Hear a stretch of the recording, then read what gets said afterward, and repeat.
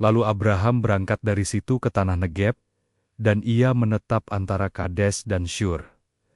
Ia tinggal di Gerar sebagai orang asing. Oleh karena Abraham telah mengatakan tentang Sarah, istrinya, "Dia saudaraku." Maka Abimelekh, raja Gerar, menyuruh mengambil Sarah. Tetapi pada waktu malam Allah datang kepada Abimelekh dalam suatu mimpi, serta berfirman kepadanya, "Engkau harus mati oleh karena perempuan yang telah kau ambil itu, sebab ia sudah bersuami." Adapun Abimelekh belum menghampiri Sarah. Berkatalah ia, "Tuhan, apakah engkau membunuh bangsa yang tak bersalah? Bukankah orang itu sendiri mengatakan kepadaku, 'Dia saudaraku,' dan perempuan itu sendiri telah mengatakan, 'Ia saudaraku.' Jadi, hal ini kulakukan dengan hati yang tulus dan dengan tangan yang suci." Lalu berfirmanlah Allah kepadanya dalam mimpi, "Aku tahu juga bahwa engkau telah melakukan hal itu dengan hati yang tulus, maka aku pun telah mencegah engkau untuk berbuat dosa terhadap aku. Sebab itu aku tidak membiarkan engkau menjamah dia. Jadi sekarang, kembalikanlah istri orang itu, sebab dia seorang nabi. Ia akan berdoa untuk engkau, maka engkau tetap hidup. Tetapi jika engkau tidak mengembalikan dia, ketahuilah, engkau pasti mati. Engkau dan semua orang yang bersama-sama dengan engkau." Keesokan harinya, pagi-pagi Abimelekh memanggil semua hambanya dan memberitahukan seluruh peristiwa itu kepada mereka. Lalu sangat takutlah orang-orang itu. Kemudian Abimelekh memanggil Abraham dan berkata kepadanya, "Perbuatan apakah yang kau lakukan ini terhadap kami? Dan kesalahan apakah yang kulakukan terhadap engkau, sehingga engkau mendatangkan dosa besar atas diriku dan kerajaanku? Engkau telah berbuat hal-hal yang tidak patut kepadaku."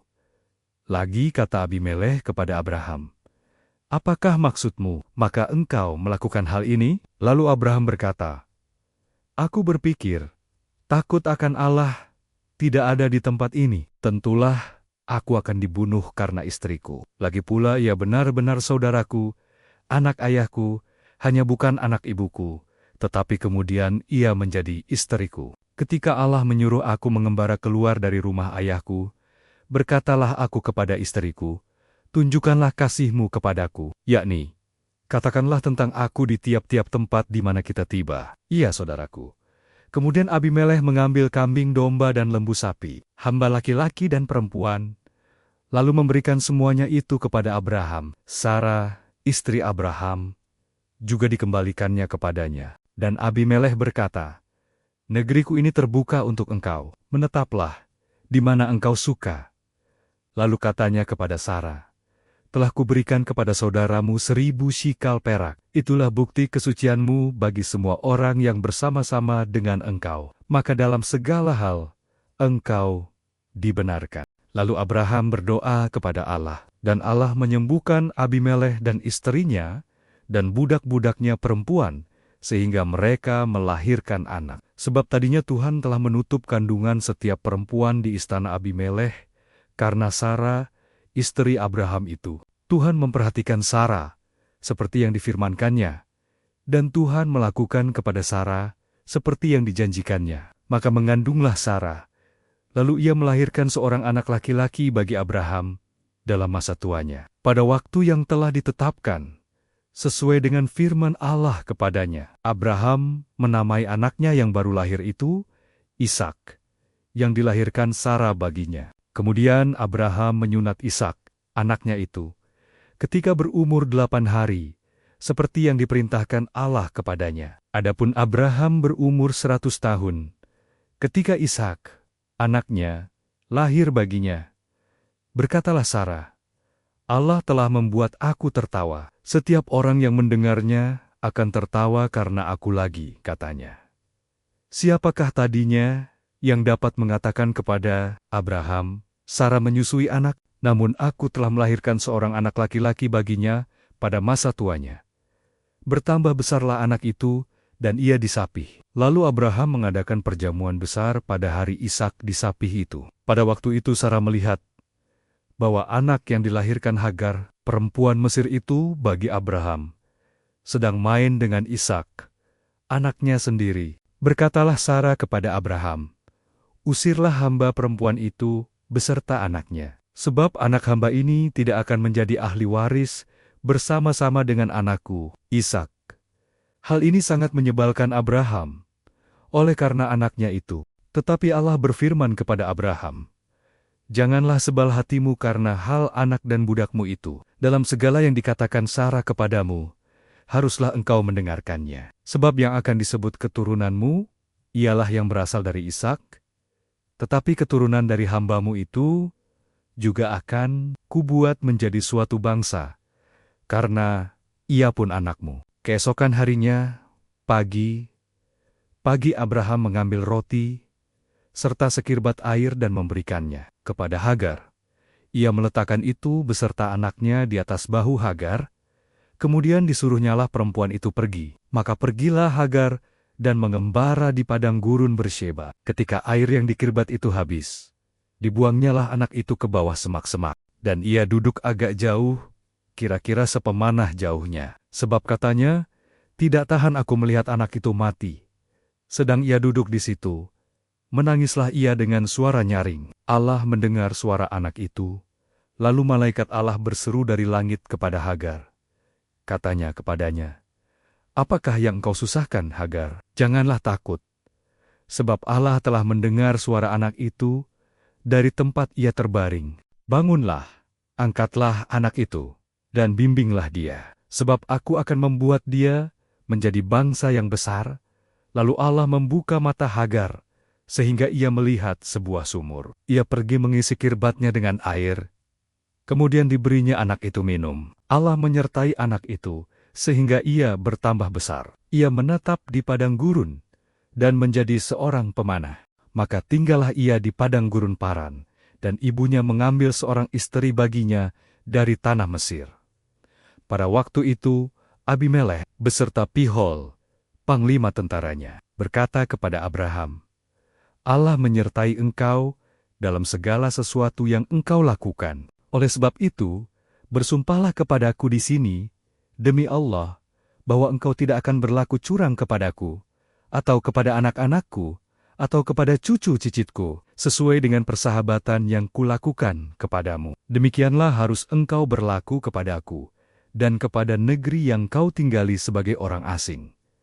Lalu kata Abraham, "Aku bersumpah." Tetapi Abraham menyesali Abimelekh tentang sebuah sumur yang telah dirampas oleh hamba-hamba Abimelekh. Jawab Abimelekh, "Aku tidak tahu siapa yang melakukan hal itu, lagi tidak kau beritahukan kepadaku, dan sampai hari ini belum pula kudengar." Lalu Abraham mengambil domba dan lembu dan memberikan semuanya itu kepada Abimelekh. Kemudian kedua orang itu mengadakan perjanjian.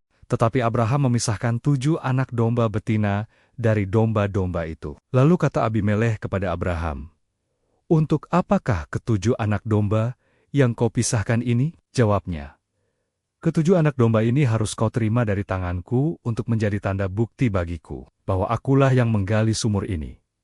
Sebab itu orang menyebutkan tempat itu Bersyeba, karena kedua orang itu telah bersumpah di sana. Setelah mereka mengadakan perjanjian di Bersyeba, pulanglah Abimelekh beserta Pikol, panglima tentaranya, ke negeri orang Filistin. Lalu Abraham menanam sebatang pohon tamariska di Bersyeba, dan memanggil di sana nama Tuhan, Allah yang kekal. Dan masih lama Abraham tinggal sebagai orang asing di negeri orang Filistin. Setelah semuanya itu, Allah mencoba Abraham. Ia berfirman kepadanya, "Abraham." Lalu sahutnya, "Ya, Tuhan."